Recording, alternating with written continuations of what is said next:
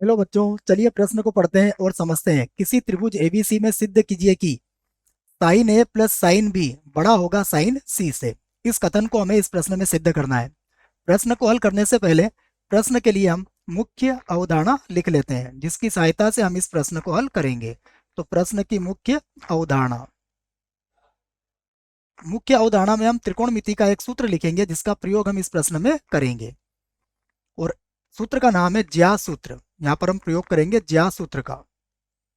ज्या सूत्र, ज्या सूत्र होता है किसी भी त्रिभुज एबीसी के लिए साइन ए बटा ए बराबर साइन बी बटा बी और बराबर होता है साइन सी बटा साइन साइन सी बटा सी के। यहाँ जो स्मॉल एबीसी है यह त्रिभुज की भुजाएं हैं और जो कैपिटल एबीसी है यह त्रिभुज के कोण है। तो इस नियम को हमें याद रखना है। अब चलिए प्रश्न को आरंभ करते हैं। तो जो हमें सिद्ध करना है उसे सिद्ध करने के पहले हम ज्या सूत्र को अब एक बार और लिखेंगे। तो अब हम लिखेंगे यहाँ पर ज्या सूत्र। ज्या सूत्र, देखो ज्या सूत्र में क्या होगा, हमें जो दिया हुआ है इसके हिसाब से अगर हम देखें तो साइन ए बटा ए, हम इसको लिख लेते हैं। साइन ए बटा ए बराबर होगा साइन बी बटा बी के और बराबर होगा साइन सी बटा सी के। और इस पूरे के बराबर हम कितना मान लेते हैं, कोई भी अचर एक बटा के मान लेते हैं। और ध्यान रहे कि यहाँ जो के होगा वो कभी भी जीरो के बराबर नहीं होगा, नहीं तो फिर ये अनंत हो जाएगा। अब यहाँ से देखो हम कुछ मान निकाल सकते हैं। हम यहाँ से ए का मान निकाल लेते हैं। तो ए बराबर कितना हो जाएगा, ए बराबर होगा के साइन ए, बी बराबर होगा के साइन बी और सी बराबर हो जाएगा के और साइन सी हो जाएगा ये।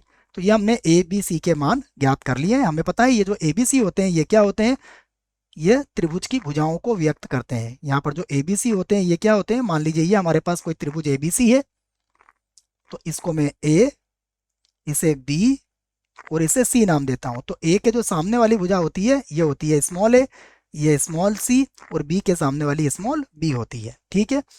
अब यहाँ पर हम एक प्रमेय का उपयोग करेंगे। उस प्रमेय को मैं यहाँ पर लिख देता हूँ। देखो प्रमेय ये है कि हम जानते हैं, हम जानते हैं, देखो हम क्या जानते हैं कि त्रिभुज की दो भुजाओं का योग, त्रिभुज में कोई सी भी दो भुजाएं ले सकते हो आप, त्रिभुज की दो भुजाओं का योग योग सदैव सदैव तीसरी भुजा से, सदैव तीसरी भुजा से बड़ा होता है, बड़ा होता है। यदि ऐसा नहीं होगा तो फिर त्रिभुज बनना संभव नहीं होगा। तो हमने इस बात को लिख लिया है कि हम जानते हैं कि त्रिभुज की दो भुजाओं का योग सदैव तीसरी भुजा से बड़ा होता है। इसका मतलब यह हुआ कि हम इस त्रिभुज में कोई सी भी दो भुजाएं ले सकते हैं जिनका योग क्या होगा, तीसरी भुजा से बड़ा होगा। तो मैं यही बात यहाँ पर लिखने वाला हूँ। तो यहाँ पर मैं लिख सकता हूँ अतः, अतः त्रिभुज की दो भुजाएं ले लेता हूं मैं ए और बी। तो इन दोनों का जो योग होगा वो किससे बड़ा होगा, इसकी तीसरी भुजा सी से बड़ा होगा। अब मैंने जो मान निकाले हैं उन मानों को मैं यहां रख देता हूं। देखो ए किसके बराबर है, ए है के साइन ए के बराबर प्लस बी है के साइन बी के बराबर और फिर बड़े का चिन्ह आ जाएगा और ये हो जाएगा के साइन सी। अब हम यहाँ के का भाग लगा देते हैं। तो के का भाग देने पर,